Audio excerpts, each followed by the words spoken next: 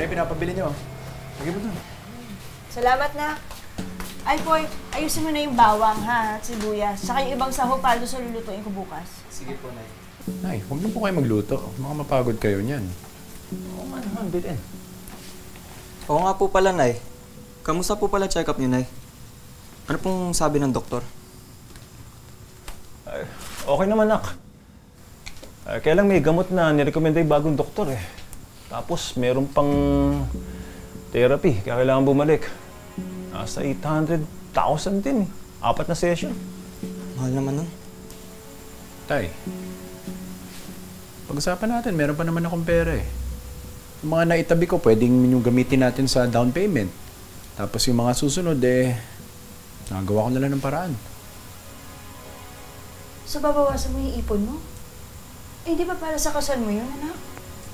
Nay, napag-usapan na namin to ni tatay. Ha? Basta magpagaling lang kayo. Yun lang importante.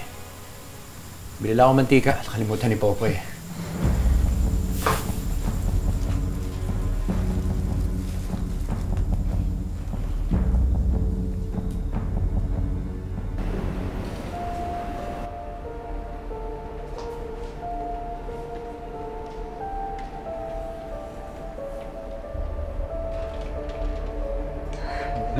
Nay. Saka pupunta.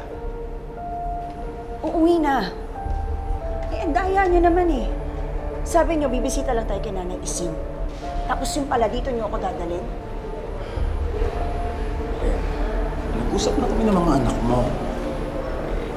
Nakapag-desisyon na ka na dapat. Simulan mo na yung treatment mo kay Doc Chamson.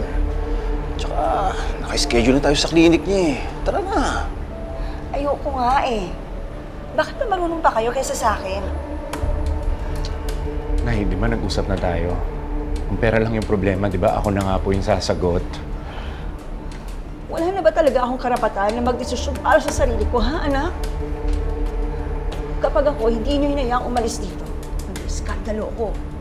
Belen naman. Belen. Nay, bakit? Nay, bakit po? Belen? Nay! Nay! Belen! Belen! Nay! Nurse! Nurse! Doc! Nay! Belen! Nay! Alex, Rose, kamusta si Nanay Belen? kasama niya si tatay sa loob. Isa lang daw kasi yung pwede pumasok eh. Kailangan ba daw siya i-confine? Hindi naman.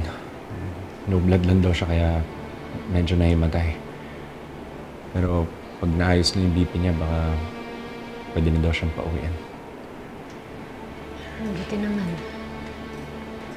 Buti na lang, ganun lang yung nangyari kay nanay.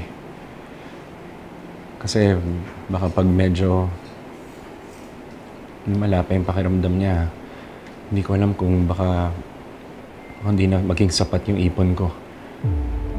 Pero kailangan ko na talaga maghanap ng trabaho.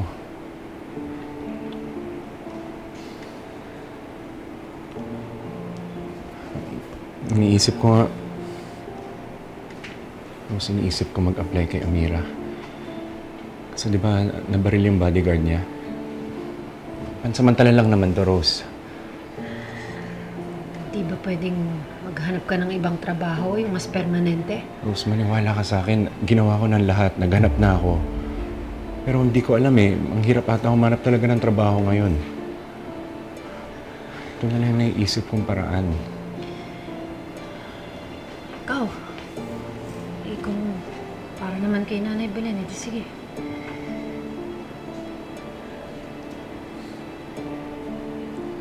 Oh, salamat.